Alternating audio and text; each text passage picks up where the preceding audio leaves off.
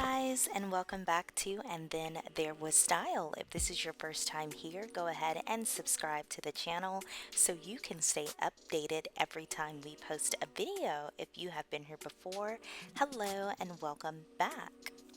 So in today's video, we are going to speak about the perfect ways to implement a fabulous Scandinavian and Nordic style of Christmas decorating. So if that is your jam, just keep watching.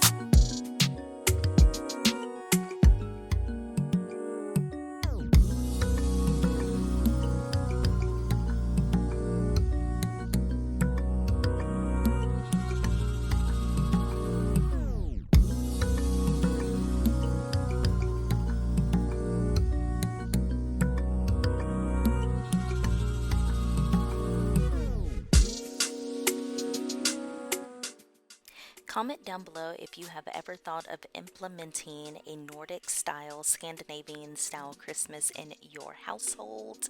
And also comment down below your favorite look or scene that you have seen so far. And just a little bit later, I will tell you mine.